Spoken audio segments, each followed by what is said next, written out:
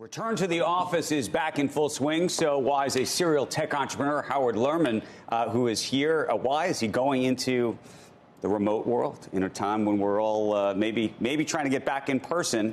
He started a successful venture, including Yext and Confide. He's making a new bet on meeting technology that he hopes can challenge titans like Zoom and Teams. Zoom stock, we should say, trading far below its all-time high when employees across the globe worked remotely during the height of the pandemic. Joining us right now is Howard Lerman. He's the former Yext CEO, current Roam CEO, which we're going to get into in just a minute. It was a CNBC disruptor. It's nice to see you, sir. Hi, Andrew. Thanks for having me. I wanted to have you here because you showed me, first of all, Howard's been a remarkably successful entrepreneur over the years, and Yext obviously is a huge publicly traded company now. But you showed me this new program, Roam, which is a competitor of sorts of Zoom in a remote world. What does it really look like to have a hybrid or remote workplace? And it's the first version of this I've ever seen that actually feels like you are close to replicating the experience of working, frankly, in a physical office, but doing it online. My question to you, before we even get into what it is, though, is why you've pursued this, and are you a believer ultimately that we will, for a very, very long time, if not ever, move to a hybrid, if not completely remote world? Well, right now, Andrew, there's a lot of debate about what the future of work looks like, and I think nobody knows for certain exactly what that's going to be. But one thing we do know for certain is that it's never going to be the same. I was last night at a dinner with 20 CEOs, and the topic of future of work came up. Unanimously, they're all thinking about this.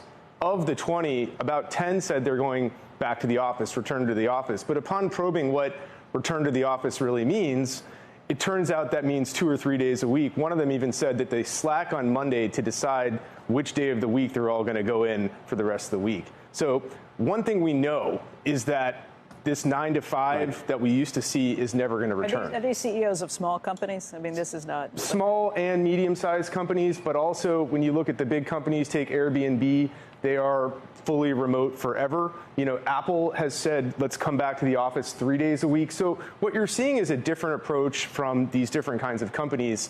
And I think as we can build technologies that make the workflow more human, we're going to enable more hybrid work. Right. Okay. Let's talk about Roam, because it is a sort of mashup of, I think there's sort of some Zoom elements to it, there's some Slack elements to it, and there's some really new elements to it. I don't know if we can get back on the screen what it looks like. I was trying to explain to Becky before what it is, so I'm going to try to explain to our viewers and to you what it actually looks like. This is, and maybe you can do the explanation, this is what the program looks like. This is who's online. This is effectively what it feels like to be in an office. That's right. So Roam is a cloud headquarters.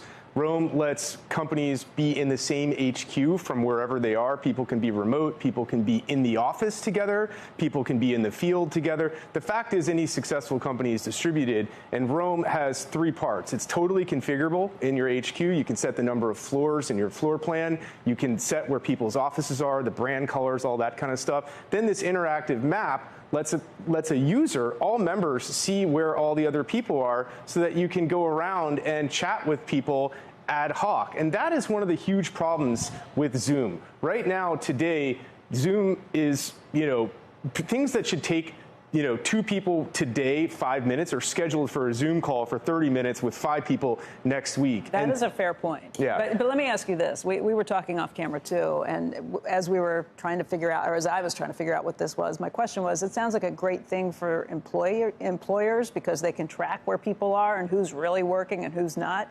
For employees, maybe not so much, especially if you're somebody who gets your work done, but maybe you're doing it at odd hours. You're going to know when I'm in front of my camera and when I'm doing my laundry or when I'm in the bathroom or walking my dog. What happens? You can pop in at any point and see if I'm actually sitting there? This is absolutely not surveillance. This is about being able to find and locate. If you think about a real office, when you walk in, you can see all the people there. And you get to choose. You can see 2 people talking, and you can choose who you want to speak with.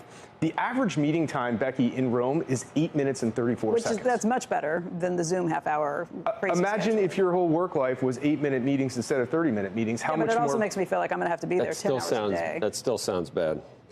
If your entire work life was 8-minute meetings? Well, take out the meetings part. The average meeting is 8 minutes, but I agree with you. I know. Right. I agree with you. What we want to be able to do is provide an office for people to work together without meeting. Right. The problem with Good. Zoom is that they've largely solved video conferencing, but there's no ad hoc conversations. Nobody can see what's going on. There's, all of these long pre-scheduled meetings for next week. What we want to do is be able to work together. People schedule Zoom meetings because they can't work together without having, a Zoom meeting on.